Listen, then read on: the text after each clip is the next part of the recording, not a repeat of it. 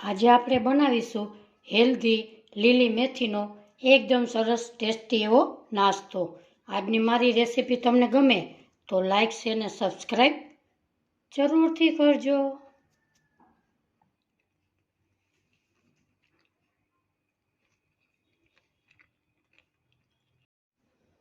અહીંયા super tasty નાસ્તો બનાવવા માટે એક આપણે બાઉલ લીધું છે, એમાં આપણે સૂજી લીધી છે। સૂજી તમે ઝીણી કે જાડી કોઈ પણ તમે લઈ શકો છો। 1 કપ અહીંયા સૂજી લીધી છે। હવે આપણે 1 કપ પાણી લેશું। 1 કપ સૂજી 1 કપ પાણી એને આપણે અંદર ઉમેરી દેશું। હવે આપણે એકદમ સરસ મિક્સ કરી લઈએ। અહીંયા સૂજી અને પાણી એકદમ સરસ મિક્સ થઈ ગયું છે। હવે આપણે 2 થી 5 મિનિટ આપણે એને રેસ્ટ આપી દઈએ એટલે આપણી સૂજી એકદમ સરસ ફૂલી જાય। અહીંયા આપણે 4 થી 5 મિનિટ થઈ ગઈ છે। એકદમ સૂજી આપણું એકદમ સરસ પલળી અને ફૂલી થઈ ગયું છે। હવે આપણે થોડા મસાલા કરી લઈએ। એમાં નાખીશું આપણે 1 ચમચી ગરમ મસાલો। તમે મેગી મસાલો નાખવો હોય તો પણ નાખી શકો છો। 1 ચમચી ચીલી ફ્લેક્સ, 1 લીલું મરચું। હવે આપણે નાખીશું કેપ્સિકમ, ટમેટું અને 1 ડુંગળી। 1 ટમેટું લીધું છે, અડધું કેપ્સિકમ લીધું અને 1 ડુંગળી લીધી છે, એ પણ એમાં ઉમેરી દઈએ। હવે આપણે આ બધું મિક્સ કરી લઈએ। હવે આપણે એમાં નાખીશું સરસ ધોયેલી લીલી મેથી। તમારે પાલક નાખવી હોય તો નાખી શકાય છે। અહીં આપણે લીલી મેથી લીધી છે। લીલી મેથીથી ખૂબ જ સરસ ટેસ્ટી એવો આપણો નાસ્તો બનીને તૈયાર થાય છે। આપણે ઉપરથી વધારે પાણી નાખવાનું નથી, શાક પાણી છોડે છે। હવે નાખીશું આપણે થોડી લીલી ધાણા ભાજી, એને પણ આમાં ઉમેરી દઈએ। હવે આપણે થોડી અડધી ચમચી જેટલી ખાંડ નાખીશું। ખાંડ નાખવાથી એનો ટેસ્ટ એકદમ સરસ આવે છે। હવે આપણે નાખીશું અડધી ચમચી મીઠું, ટેસ્ટ પ્રમાણે મીઠું નાખીશું। એને આપણે મિક્સ કરી લઈએ। હવે આપણે બધું મિક્સ થઈ જાય એટલે આપણે તડકા લગાવીશું। એકદમ સરસ મિક્સ થઈ ગયું છે।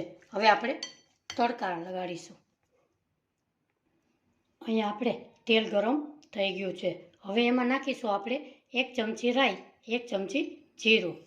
અંદર તડકા લગાડેલું તેલ નાખવાથી આપણો નાસ્તો ખૂબ જ સરસ ટેસ્ટી એવો બને છે। હવે આપણે આમાં ઉમેરી દઈશું અને એકદમ સરસ મિક્સ કરી લેશું। હવે એમાં નાખીશું આપણે થોડો એવો ઈનો। અહીંયા મેં 1 પાઉચ ઈનાનું લીધું છે, એમાં આપણે અડધી ચમચી જેટલો ઈનો ઉમેરીશું। હવે એને આપણે આવી રીતે મિક્સ કરી લઈએ। અહીંયા આપણે બધું એકદમ સરસ સુપર ટેસ્ટી નાસ્તાનું મિક્સ બધું તૈયાર થઈ ગયું છે। આજની મારી રેસીપી તમને પસંદ આવે તો લાઈક શેર અને સબસ્ક્રાઈબ કરવાનું ભૂલશો નહીં। હવે આપણે ગેસ તરફ જઈએ। હવે આપણે ગેસ ઉપર 1 અપંગ પેન મૂકીશું। એમાં આપણે થોડું બધે તેલ લગાડીશું। આ નાસ્તો શિયાળામાં ખૂબ જ સરસ મેથી આવે છે, તો તમે બાળકોને લંચ બોક્સમાં આપી શકો છો। અહીંયા આપણે બધામાં તેલ એકદમ સરસ લગાડી લીધું છે। હવે આપણે આવી રીતે બ્રશની મદદથી એકદમ સરસ લગાડી લેશું। હવે આપણે આવી રીતે નાસ્તાને ચમચીની મદદથી બધા ખાનામાં નાખી દઈશું। આવી રીતે બધામાં આપણે પાથરી દઈશું। અહીંયા આપણે જોઈ શકો છો બધામાં આપણે રેડી કમ્પ્લીટ કરી દીધો છે।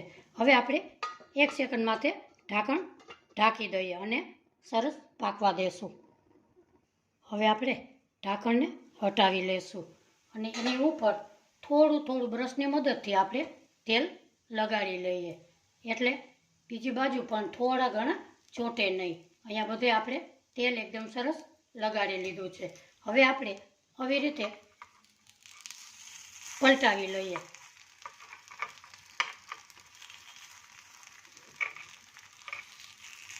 આવી જ રીતે બધાને આપણે પલટાવી લઈએ.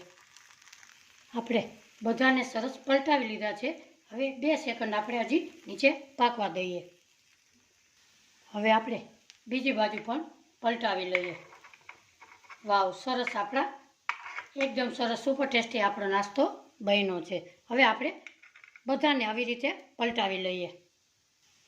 આપણો સુપર ટેસ્ટી નાસ્તો એકદમ સરસ થઈ ગયો છે. હવે આપણે ચમચીની મદદથી એને આપણે બહાર કાઢી લઈએ. તમે જોઈ શકો છો કે એકદમ સરસ આપણો નાસ્તો બનીને તૈયાર થઈ ગયો છે.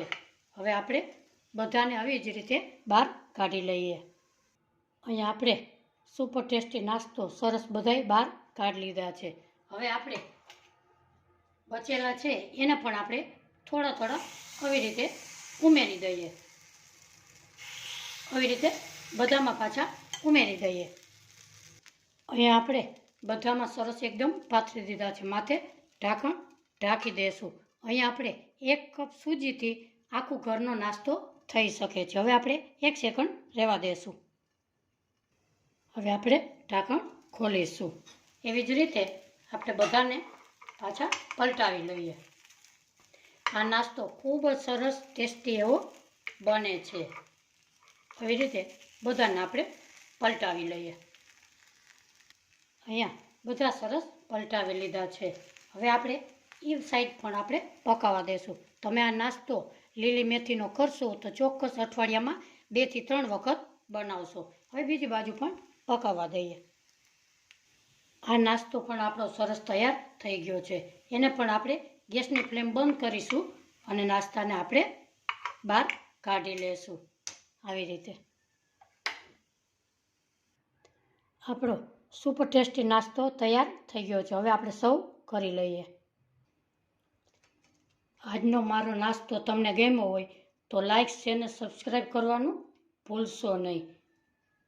તમે કોમેન્ટ બોક્સમાં જરૂરથી જણાવજો તમે કયા શહેરથી જુઓ છો. એ જાણીને મને ખૂબ જ આનંદ થશે. ફરી મળીશું એક નવી રેસીપી સાથે. ત્યાં સુધી બધાને મારા જય શ્રી કૃષ્ણ.